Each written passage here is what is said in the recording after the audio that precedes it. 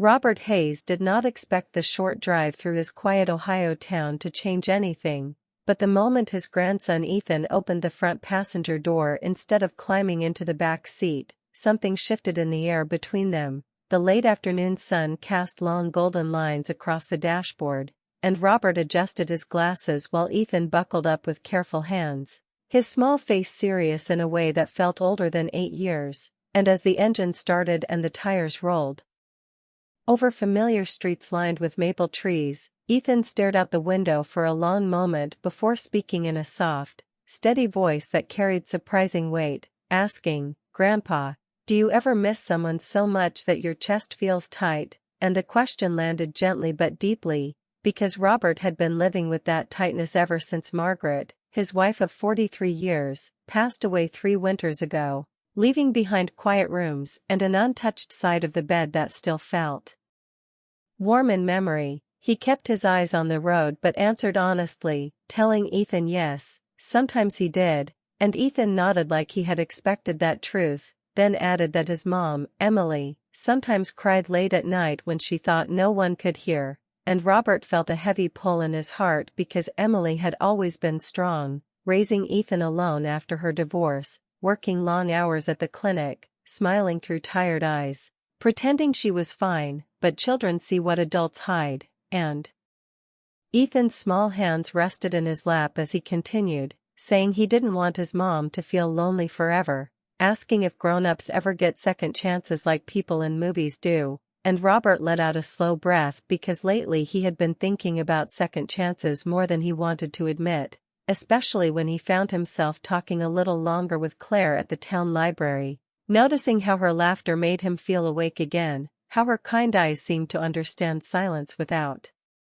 asking questions, but guilt followed those warm thoughts like a shadow, because loving again felt almost like forgetting Margaret, and he had promised himself he would never forget. The car moved past the old church, past the grocery store where he and Margaret once argued about cereal brands and then laughed in the parking lot, past the park where Emily used to run with scraped knees and fearless dreams, and Ethan turned toward him again, his voice steady but hopeful, saying that if Grandma were still here, she would want him to smile more, and the simplicity of those words broke something open inside Robert, because children speak without fear, without pride, and sometimes without knowing they are healing someone, and Robert felt his throat tighten as he glanced at Ethan's reflection in the windshield, seeing not just a boy but a bridge between past and future. The traffic light ahead turned red, and they stopped, the quiet hum of the engine filling the space, and Ethan leaned back in his seat and asked one more question, softer this time, asking if his mom deserved someone who would hold her hand again, and Robert did not answer right away because the question carried more than one meaning, because it was not only about Emily but about him too, about whether it was possible to honor a love that had ended while still allowing new light to enter, about whether grief and hope could live in the same heart. And as the light changed to green and cars behind them began to move, Robert pressed gently on the gas pedal and felt something steady forming inside him, not a decision yet, but a willingness to think differently. The houses grew closer together as they entered their neighborhood, small American flags hanging from porches, wind moving through fallen leaves, and Ethan relaxed a little, resting his elbow on the door, then quietly said he just wanted everyone to be okay. And Robert realized that in the simple wish of a child there was more wisdom than in years of silent struggle, because being okay did not mean forgetting the past, it meant allowing room for tomorrow. And when they pulled into the driveway, Emily stood on the porch holding a mug of coffee, her smile tired but warm, waving at them as if this were just another normal afternoon, but Robert knew it was not normal anymore, because something had shifted in him during that short drive, something gentle but real, like the first crack of spring after a long winter. And as Ethan opened the door and jumped out, turning back to say, "Grandpa, I like sitting up front with you," Robert nodded and replied that he liked it too, watching the boy run toward his mother, and in that simple scene he understood that love does not end when someone leaves this world, it changes shape, it moves through generations, it speaks through small voices in quiet cars, And sometimes it arrives in the form of a question asked by a child brave enough to say what adults are afraid to admit. And as Robert stepped out of the car and closed the door gently, he looked at the sky turning soft pink above the Ohio rooftops and felt, for the first time in a long while, that maybe the road ahead was not only about loss but also about the courage to keep driving forward. The next Saturday morning arrived with soft gray clouds hanging low over the small Ohio town, and before Robert Hayes could even finish his first cup of coffee, Ethan stood by the door with his sneakers on, asking if they could go for another drive. And Robert noticed the quiet determination in the boy's eyes, the same look he had seen the week before when deep questions filled the space between them. They got into the car, Ethan again choosing the front seat, sitting tall like he had an important job to do, and as the engine hummed to life and light rain began tapping against the windshield, Ethan pulled a folded piece of paper from his jacket pocket, holding it carefully as if it were something fragile, and Robert glanced over with curiosity but said nothing, letting the road open ahead toward the lake outside town where he and Margaret once walked hand in hand years ago. The rain streaked across the glass in thin lines, and halfway there Ethan cleared his throat and announced that he had made a list, and Robert smiled softly, asking what kind of list an 8-year-old makes on a rainy morning, and Ethan unfolded the paper with careful fingers and began reading in a steady voice, saying it was a list of things that make his mom happy, and Robert felt his chest tighten again because he knew this conversation was not random. Ethan read that Emily likes coffee with cinnamon, likes when someone listens without interrupting, likes when people notice when she cuts her hair even if it's only a little shorter, and likes old country songs that she plays while cooking dinner. And Robert could picture his daughter moving around the kitchen, once laughing freely before life became heavier than she expected. Ethan paused and added that she used to dance while flipping pancakes, that she would spin once and laugh if the music was loud enough, but she doesn't dance anymore. And those simple words carried more truth than complaint, because children don't speak with blame, they speak with longing, and Robert felt the weight of years pressing against him as he drove past the familiar diner, past the gas station where Emily worked part-time in college, past the school where Ethan now sat in second grade trying to understand adult sadness. The rain grew stronger and Robert pulled into a quiet parking spot near the lake, the water dark and calm under the cloudy sky, and he turned off the engine so only the soft drum of rain remained, and Ethan looked at him directly, asking why people stopped doing things that once made them happy, and Robert thought carefully before answering that sometimes people get afraid of being hurt again, afraid that if they open their hearts too wide they might lose something important. And Ethan listened like he was solving a puzzle, then said that if someone is scared of falling, maybe someone else should hold their hand, and the innocence in his voice carried courage. Because it wasn't complicated, it was simply about care. Robert leaned back in his seat and stared at the lake, thinking about Claire from the library, about the way she spoke gently about books and community dinners, about the way she once mentioned that starting over at any age feels strange but not impossible, and he wondered if Emily ever noticed the warmth in Claire's voice too. Because Ethan suddenly asked if he liked Ms. Claire, and Robert let out a quiet laugh, trying to sound casual, but feeling exposed, saying she was a good friend, and Ethan gave him a small knowing look and said that when his mom talks to Ms. Claire at the library, she smiles differently, like she forgets to be tired for a few minutes, and that detail surprised Robert because he had not seen that smile himself, yet he wanted to believe it was real. Ethan folded the paper again and said he just wanted his mom to feel light, not heavy, and that sometimes when she thinks he is asleep she sits at the kitchen table quietly, and Robert imagined Emily alone under the dim light, staring into a cup of tea long after it cooled, carrying silent worries about bills, about the future, about raising Ethan without letting him see her fear. And in that moment Robert understood that this drive was not only about him finding the courage to step forward, but also about creating space for Emily to breathe again. The rain began to soften and thin sunlight pushed through the clouds, casting silver light across the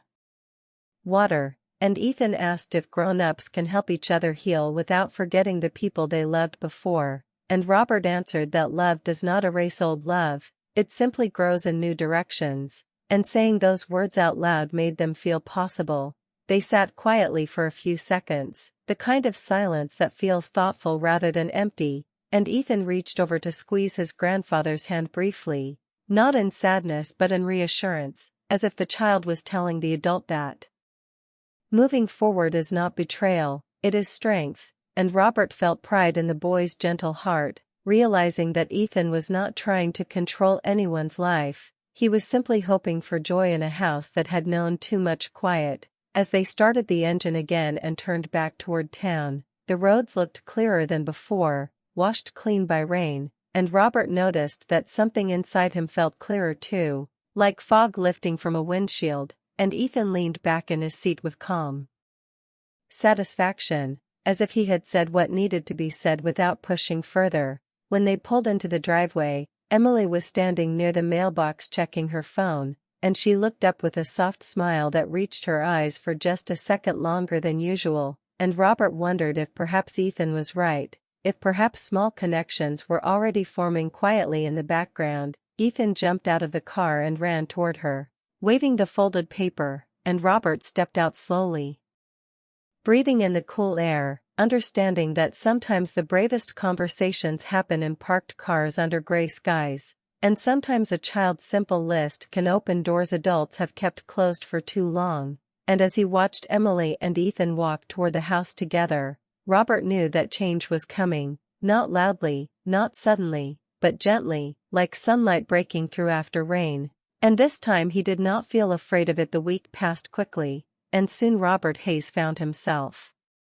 standing in front of his closet, adjusting his tie for the third time, staring at his reflection in the mirror and realizing he hadn't felt this nervous in years, while downstairs Ethan waited eagerly with Emily, bouncing slightly as he said, "Grandpa, you look nice," and Robert chuckled, ruffling the boy's hair, asking if he thought he could survive the evening, and Ethan grinned with confidence, telling him to just remember to smile, which made Robert feel both anxious and hopeful at the same time. They drove together toward the community hall, the streets glowing under warm evening lights, rain from earlier leaving the asphalt slick, and Robert felt a familiar tension in his chest but also a spark of curiosity as he thought about Claire, the librarian whose laughter had begun to feel like sunlight in his otherwise gray routine. And when they arrived, Claire stood at the entrance in a simple blue dress, her smile soft and welcoming, and Robert's heart lifted slightly, realizing that just being near her felt like the first step towards something new without erasing the past. And she said simply, "You came," and he replied, "I did," feeling the ease of honesty between them. The hall was filled with soft chatter, neighbors exchanging greetings, and the smell of baked goods and coffee drifting through the room. And as Robert and Claire walked inside, they found themselves talking about books, small-town news, and shared memories, the conversation light at first but slowly deepening as Claire spoke gently about her late husband, about the way life changes yet leaves room for unexpected happiness, and Robert felt a warmth he hadn't realized he missed, a quiet reassurance that connection did not have to mean betrayal, that enjoying someone's company now did not erase Margaret's memory. And as they laughed at small jokes and shared stories, Robert noticed Emily nearby, speaking with neighbors, her laugh soft but genuine, and for a moment he saw the spark of her old self, not the weighed-down version he had grown accustomed to, and it gave him hope that perhaps she too could find joy in new companionship without guilt or fear. Ethan, ever observant, sat quietly for most of the evening, his small hands folded on his lap, occasionally glancing up at Robert, sensing that this night was bigger than it seemed. And later, when they returned home, the boy waited for Robert in the living room, eyes wide with curiosity, asking, "How was it?" And Robert sat beside him, the weight of the evening settling into a soft warmth, and said simply, "It was good," which brought a small, proud smile to Ethan's face, as if he had expected nothing less. The rain had stopped and moonlight streamed softly through the windows, casting gentle shadows on the walls, and Robert reflected on the night, realizing that laughter and light conversation could heal more than he had expected. that Claire's presence had not replaced Margaret but instead reminded him that love could take new forms, that hope could re-enter a heart that had felt closed, and that children, like Ethan, often notice truths that adults try to hide. Noticing that a parent or grandparent might need permission to feel joy again, Ethan leaned against him gently, whispering that he thought Mom smiled too, and Robert felt tears prick the corners of his eyes, not from sadness but from relief, realizing that for the first time, he could allow himself to hope without fear, that connection, laughter, and small acts of kindness could coexist with memories of loss, and that sharing these moments with family could create a new rhythm of life, slow but steady, for all of them. He thought about the conversation by the lake, about courage and second chances, and now it all made sense, that taking small steps toward happiness was not selfish but necessary, that showing Emily and Ethan that it was possible to move forward could strengthen their bonds, and he understood that healing was a process, one conversation, one drive, one shared smile at a time, and that sometimes courage meant showing up even when the heart was nervous, and he had done that tonight. As Robert tucked Ethan into bed later, the boy whispered, "Grandpa, thank you for smiling," and Robert realized that the night had not only been about Claire or himself but about creating a ripple of joy and reassurance for those he loved, showing Emily that life could feel lighter, showing Ethan that adults could learn to open their hearts again, and showing himself that stepping forward did not erase the past but honored it by allowing new happiness. And as he closed the door and leaned against it, for a moment, he felt the tension in his chest ease, replaced with quiet hope, knowing that the next drive, the next conversation, and the next evening could bring even more light into their lives, and that perhaps, with patience and care, they could all learn to embrace change gently, together, under the calm glow of a small-town night that promised new beginnings without forgetting what had been lost a week later. Robert Hayes found himself behind the wheel again, Ethan once more settled into the front seat with a calm, confident air that made Robert smile, the sky above clear and wide, sunlight spilling across quiet streets as if the town itself was holding its breath for them, and Ethan, eyes bright and curious, asked softly, "Grandpa, do you think Grandma would be mad if people found new happiness?" Robert took a slow breath, feeling the weight of the question but also its simplicity, and replied gently that Margaret would never want them to stop living, that she would hope hearts could grow and love could take new shapes without erasing old memories, and Ethan nodded thoughtfully, as if every word planted a seed of understanding in his young mind, showing the wisdom children carry without even realizing it. The drive toward Emily's favorite coffee shop felt lighter than before, the air warm and carrying faint scents of autumn leaves and distant baking, and Robert reflected on the past weeks, the drives with Ethan, the conversations by the lake, the community dinner with Claire, and he realized that courage, like love, did not appear all at once, but through small steps taken repeatedly, quietly, with honesty. As they turned onto the familiar street leading to the cafe, Ethan looked out at the golden light reflecting off windows and said, "I think hearts are like roads, Grandpa. They don't end. They just turn," and Robert felt tears prick his eyes, not of sorrow but of gratitude, because in that simple, poetic statement lay a truth he had been struggling to accept, that moving forward did not mean leaving anyone behind, that life could carry memories, joy, and new beginnings all at once, and he squeezed Ethan's small hand, whispering that the boy was right, feeling a warmth spread through him, a gentle assurance that the journey ahead, though uncertain, was possible. When they arrived at the cafe, Emily stood on the porch, her hair moving softly in the breeze, a smile on her face that was brighter than Robert had seen in months, and Ethan leapt out of the car, waving eagerly, and Robert lingered for a moment, watching mother and son reconnect with a lightness that had seemed unreachable just a short while ago, feeling the quiet satisfaction of knowing he had been part of that bridge, guiding hearts gently toward healing. Inside the cafe, Claire waited with a soft smile that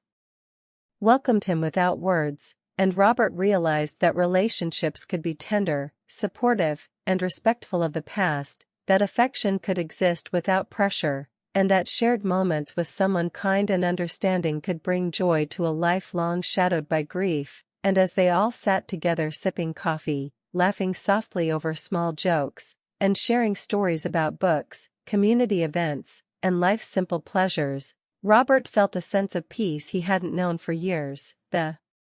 kind that comes when trust, care, and patience converge, and he understood that happiness, like roads and hearts, could bend, curve, and widen without ever erasing the straight paths that came before. Ethan, ever observant, nudged Robert lightly and whispered that he thought Mom looked happy, and Robert smiled, realizing that small confirmations from the people we love can reinforce courage in ways words cannot, and that children often notice emotions adults think are invisible, reminding them that their actions, their choices, and their willingness to embrace life again matter more than they know. As the afternoon stretched, sunlight warming the wooden floors and the soft murmur of conversation filling the cafe, Robert reflected on the subtle miracles of ordinary days, the first laugh after sadness, a glance that carries more than words, a hand held in reassurance, a shared list of simple joys, and realized that life was not about dramatic changes but about gentle shifts that accumulate, building a sense of security, love, and hope that could last. When they returned home, Ethan held his hand briefly before running inside to greet Emily, and Robert stood on the porch for a moment, feeling the breeze on his face, breathing